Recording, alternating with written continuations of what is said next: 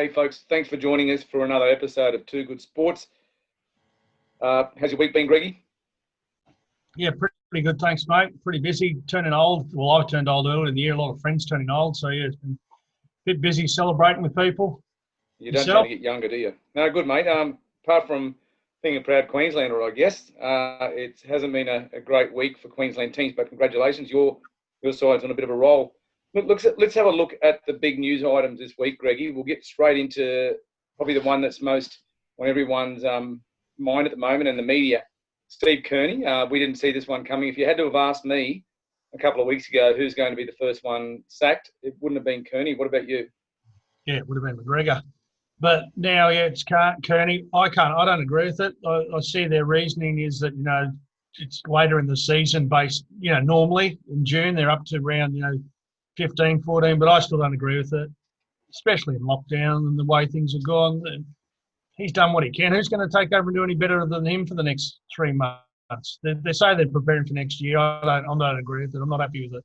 Yourself? No, I agree. I this came as a shock to me, but obviously Todd Kearney's come in.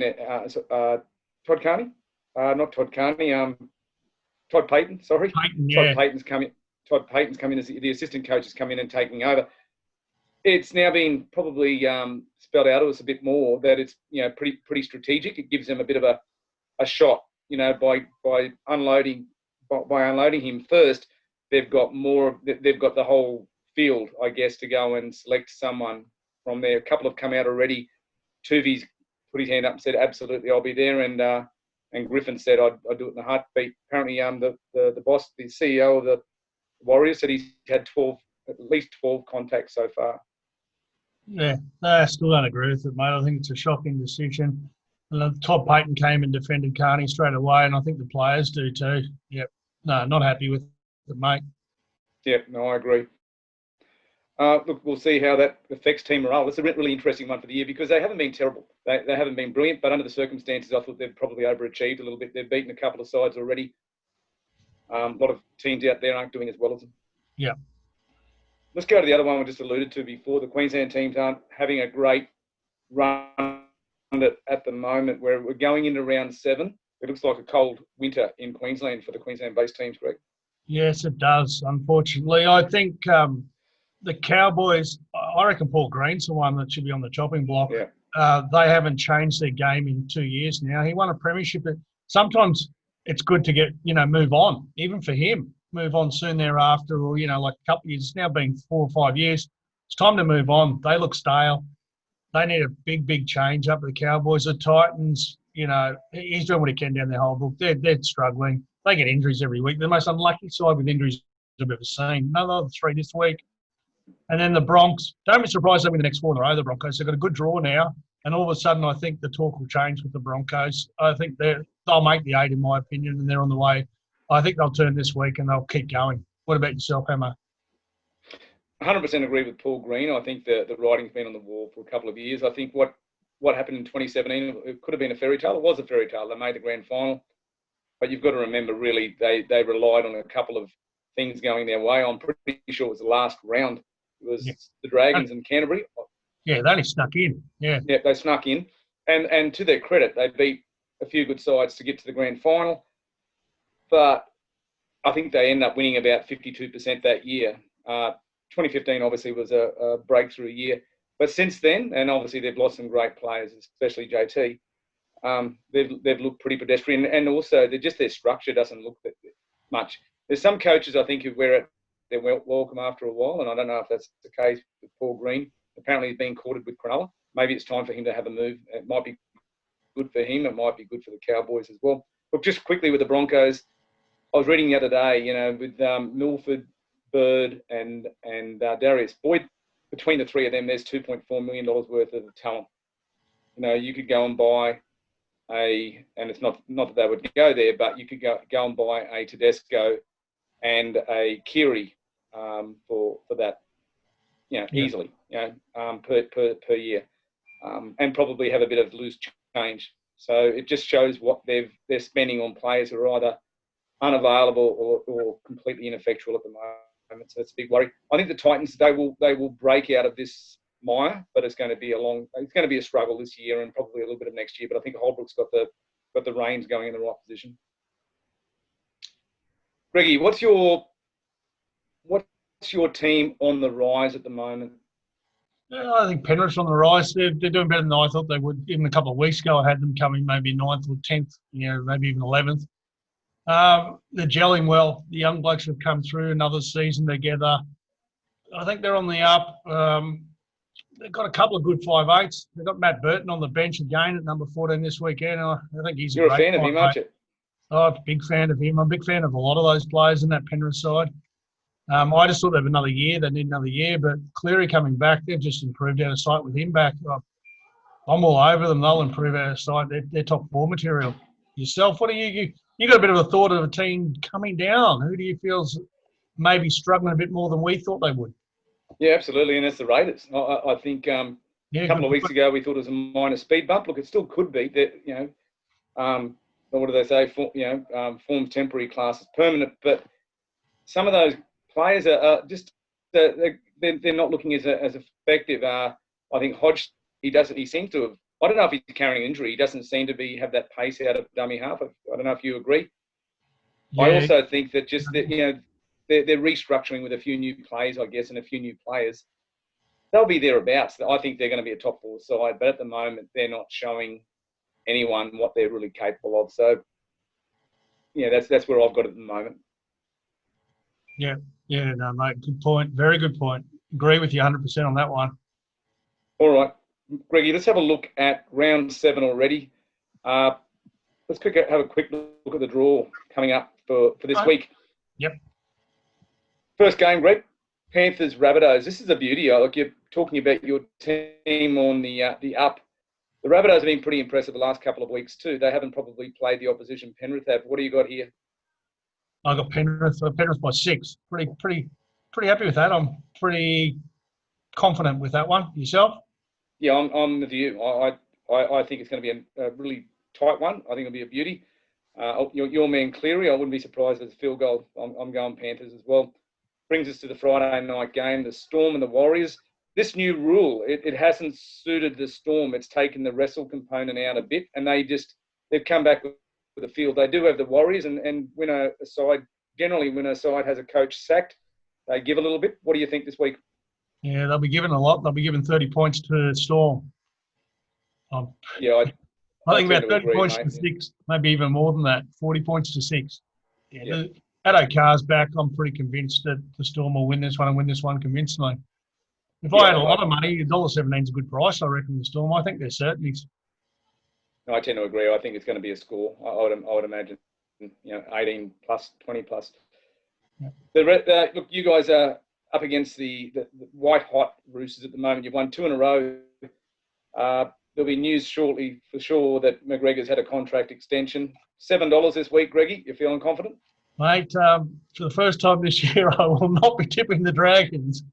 I've got to be a realist. I love my Dragons. I'll tip them even if they're, slight outsiders, but they won't beat the Roosters. I'm too honest there. 14 points, I'll be happy. Look, on that game really quickly, young Saab's got to start there, Greg. Yeah. I mean, Pereira's out. He got suspended, so yep. Saab's got to start. Apparently, it stopped him from coming back to the club for a third time to get released. So I don't think he's long-term going to beat the Dragons, but yeah, we'll see how he plays this weekend. And he gets a tough old batter in the first game, so good luck to him. Yeah. All right. Brings us to talking about batterings. That looked ugly last week, didn't it? That first half, the Cowboys against the Tigers. It was like they were playing, the great Dragons teams of back in the 60s instead of, I'm not knocking the West Tigers, but West Tigers looked unbelievable against them, and the Cowboys were dreadful. Amazingly, Tomalalo still got 2 points in the Dally M's, considering they were down 34-0 at half time. Yeah. What do you think here? I keep finding a way for the Novocastrians to lose a game, and I'm thinking I'm going to find another way here. I just think the Cowboys may lift this and win by 2 points. All right. No, I don't like Cowboys. The makeup of the bench. No, they're still missing a bit of class there. I see that Jordan McLean's been named on the extended bench. Can't do it, Hamo. Newcastle by 2. I can't. Yeah, I'm taking the Knights by probably about 8 to 10. I can't take the Cowboys in that form. I can't. I think this is going to be another step in. Hopefully I'm wrong, but Paul Green moving on from the Cowboys. They can't win. Can't. Yeah, just quickly on that game, Bradman Best has been ruled out due to COVID-19 restrictions. He broke the restrictions, I believe, so he's out for this week. So they still should get away with it, the Cowboys, I'd imagine. Mm. Look, this one, Queensland are going to have a winning team this week. Broncos play the Titans. What do you think this one? Broncos by about 16. Yeah, look, I'm going to take the Broncos. It's not with a ton of confidence. I see that Wallace is back for the Titans. I'm glad he's a good player, Wallace, and I hope he regains his form, and maybe this will be the sort of the push that he needs. You know, the sort of the indignity of being dropped from the actual 17 for a few weeks. It's a big chance for him to make up. This time last year he was playing for Queensland. I think the Broncos by not much. I think maybe 4 points or something. Eels and Raiders. This should be a classic one. This one, Greggy. We just talked. The Raiders are my team on the slide at the moment. And the Eels have been impressive. They were pretty strong against the Roosters last week. What do you think? Sorry, a bit of COVID there. I had a little bit of a sneeze. I've been a bit against the Eels and gone against them a few times here. I'm going to put the kiss of death on this week and say that I think they'll win. I'll win by about 8. I'm just think that they look more solid. They were pretty good against the Roosters. They were very good. They were.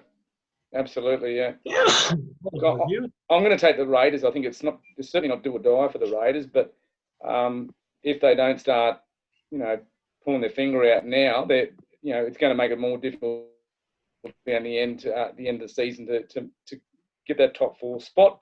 And realistically, that's where you want to be to win the grand final, to play in the grand final. I'm going to take them with not a ton of confidence. I think about 2 points. Manly were really fantastic last week, weren't they? Yeah, they were. They were exceptional. Their defence was unbelievable. 3 injuries, down to 1 on the bench. Not many clubs could have done that. No. Not against Canberra. No.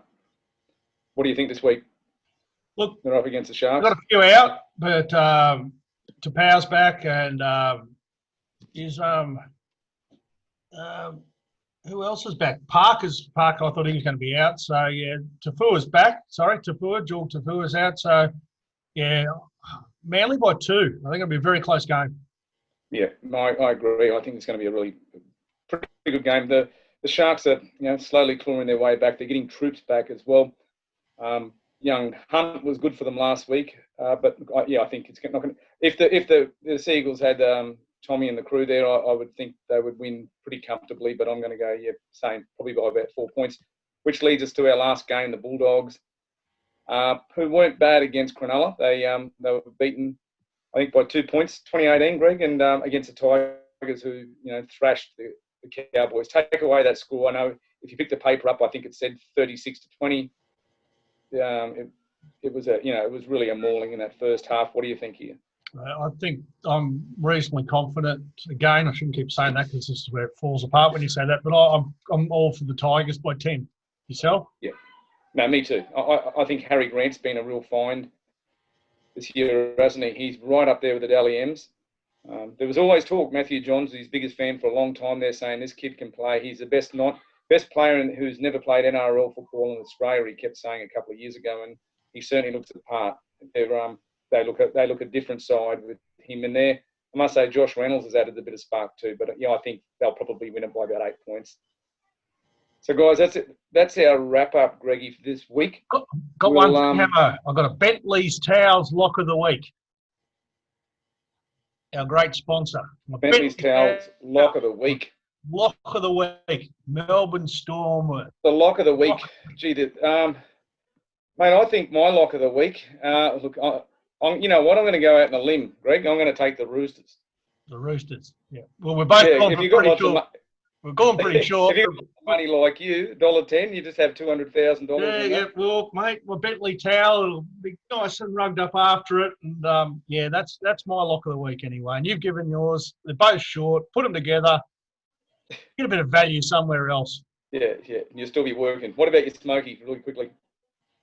Smoky, Cowboys. Cowboys. I haven't picked my them. Smoky's going to be Canberra. I think they were pretty brave last week. Cool. But All right, mate. yeah, don't take any of our tips. I was terrible again last week. All right, buddy. Always good talking to you, and hope you have a win this week, folks. Queensland will have a winning side this week, which is good for the people who are dying for a win in the Sunshine State. But until next time, Greggy, we'll catch you, mate. Yep. Kick to the corner.